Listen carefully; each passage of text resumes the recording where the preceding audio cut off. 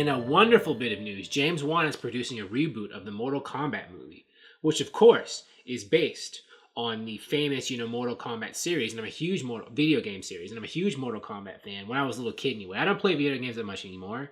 When I was younger, I played a lot of them, and I played Mortal Kombat. The first few Mortal Kombats that came on when Mortal Kombat, first burst on the scene. I love those games. I love that original Mortal Kombat movie.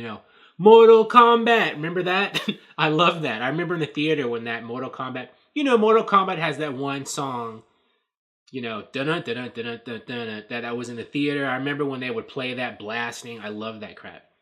And I love the I don't remember. They made a couple of sequels too. I remember not liking those as much as the first one, but I still watched them. And they had that Mortal Kombat syndicated TV show for a little while. I think a lot of people, that show didn't go well with a lot of people, but I watched it. I watched it the same way I watched other syndicated shows at that time, like Xena and Hercules. I was like the syndicated action junkie back in those days. But I like Mortal Kombat. I liked it a lot. I know it wasn't supposed to be the greatest show, but I was into it.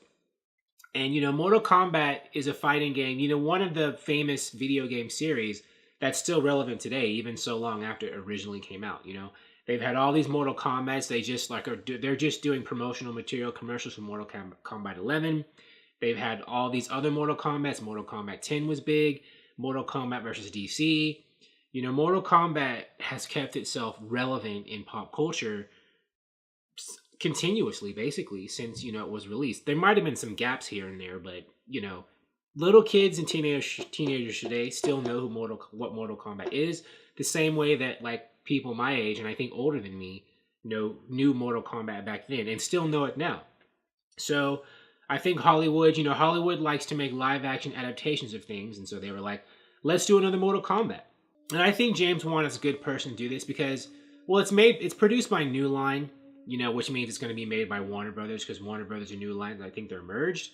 And I think Mortal Kombat, they gave James Wan Mortal Kombat. I think they want to make sure James Wan stays to do Aquaman 2. So I think Warner Brothers is just letting him do whatever he wants. You want to do this movie, James? You want to do that movie, James? And James is like, yeah. And I want to do Mortal Kombat. I don't know if maybe Warner Brothers approached him. We need someone to do this, or he came to them. But they're trying to make him happy, I think. He's already doing that Trench movie, that Trench horror movie spinoff from the first Aquaman. It's basically what James Wan wants, James Wan gets, basically, I think. Because they want to make sure he signs on for that Aquaman sequel. And so, they're buttering him up. But, James Wan has both horror and action background. So I think he's perfect or a good fit for something like Mortal Kombat, which, is very, violent, kinetic, lots of fight scenes. But, also is very brutal, right? Although I don't really know how brutal and gory and, fatalistic Mortal Kombat this movie is going to be because, Mortal Kombat has fatalities and brutalities and stuff and gory deaths. One of the things that the video game series is famous for, but in the movies, if they kill everybody off, there'll be nobody left for Mortal Kombat 2 or 3, right, if this movie's a hit. So I don't know if we'll be seeing too many fatalities in this Mortal Kombat movie. Not the same way that we've seen them in the games, right? Or people are ripping people's heads off and being burned to death. If Johnny Cage or Liu Kang, are decapitated in Mortal Kombat 1, they aren't going to be left for Mortal Kombat 2 and 3, right? So, it'll be interesting to see if they do, fatalities and brutalities and stuff. And if they do, how they do that without eliminating everybody in the movie, right away. And if they use a tournament plot like the first one did, if they try to find a storyline where all the members are working together or against each other in a non-tournament kind of scenario, how they do that one. Because I know the Street Fighter live-action movie that people hated that came out with Jean-Claude Van Damme, I don't think that was a tournament environment, was it? Man, I have to watch the movie again. I think it started out as a tournament, but I think it ended up something else. So maybe they could do this movie like that too.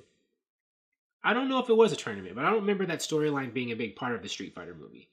So, it'll be interesting to see with Mortal Kombat how they handle it. But, I think it's in good hands.